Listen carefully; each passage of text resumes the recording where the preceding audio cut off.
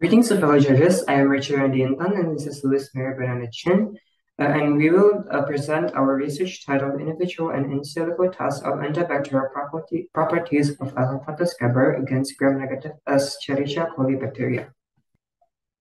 Escherichia coli, or E. coli for short, is a bacteria that mostly spreads through food. According to Clark, the E. coli outbreak in Germany in May 2011 took 50 lives, and it caused by a new prototype named enteroaerogative hemorrhagic Escherichia coli, or EAHEC for short. This E. coli strain specifically spreads through sprouts, which are the cause of this epidemic.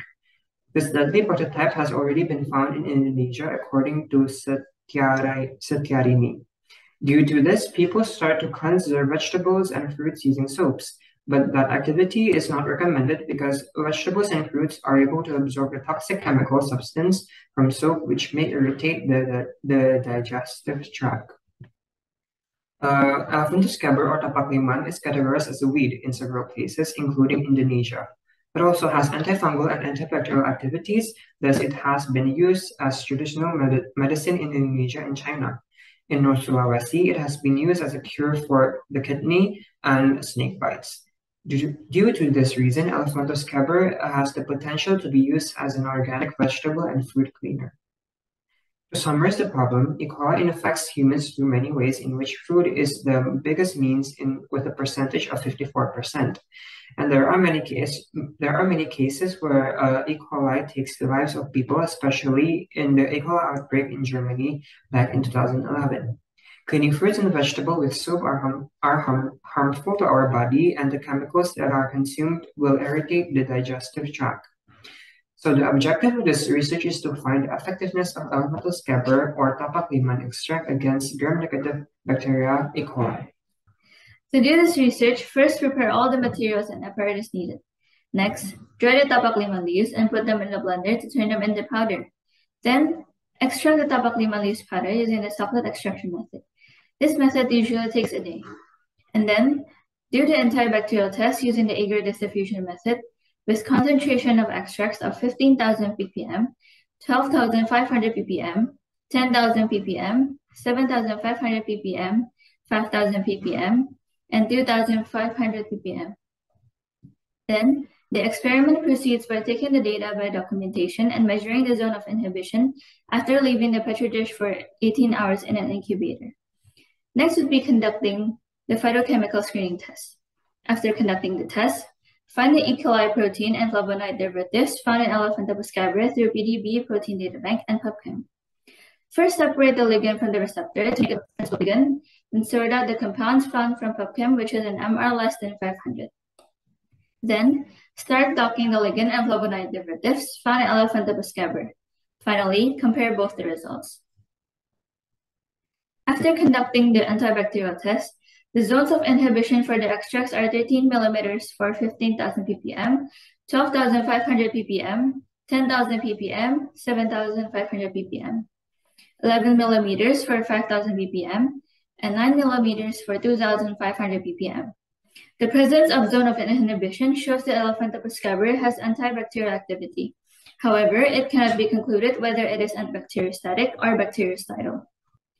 The phytochemicals test conducted showed that Elephantus gabbro extract contained flavonoids, saponins, steroids, and tannin. But this test only shows the presence of the phytochemicals and not their derivatives, or the quantity of phytochemicals. In this research, we only docked the derivative of flavonoid compounds in Elephantus gabbro.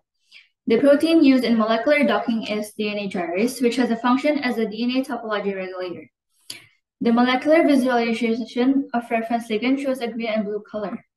The green color shows the original position of interaction between JHN ligand with DNA gyrase, while the blue color indicates the interaction position between JHN ligand and DNA gyrase after docking. The RMSD score between the JHN ligand and the DNA gyrase is 0.9 Armstrong, which means that it is valid to be used as a reference ligand. The binding energy between JHN ligand and DNA gyrase is negative 8.8 kilocalories per mole. The coordinates of the animation from the docking of reference ligand and protein will be the control for the molecular docking between the 7 derivatives of flavonoid and DNA gyrase. The derivatives that shows the lowest binding energy are lutein, quercetin 7-olate, and quercetin. Smaller binding energy indicates that the bond is much more stable and the activity of compound protein is much bigger. The binding energy of the reference ligand, JHN, is negative 8.80 kilocalorie per mole, and the binding energy of glutamine, quercetin 7-oleate, and quercetin are negative 4.64, negative 4.5, and negative 3.93 kilocalorie per mole, respectively. The fact that these derivatives bind and interact with the DNA gyrase shows that they are able to inhibit the activity of DNA gyrase and hence inhibit the replication of the bacteria, which in this case is E. coli. A study done by Wu found that glutamine and quercetin could inhibit the work of DNA gyrase. The type of bonding that is formed by all three flavonoid and reference ligand is hydrophobic pi stacked with amino acids of DT16 and DA17 residue. In conclusion, the antibacterial test showed zones of inhibition, which proves that Elephantopas cabri has antibacterial properties, and the phytochemical test proves that the extract contains flavonoids, saponins, steroids, and tannin. Molecular docking shows the interaction between ligand protein and compound protein, which could be proven by the molecular visualization and binding energy. Based on the results of molecular docking, luteolin, quercetin 7-oleate, and quercetin inhibits the protein DNA gyrase activity with the smallest binding energy. The suggestion for future works and research would be to know the category of Elephantopas cabri extract, whether it is bacteriostatic or bactericidal, and also to test other phytochemical derivatives found in Elephantopas cabri, like saponins, steroids, and tannin using molecular docking.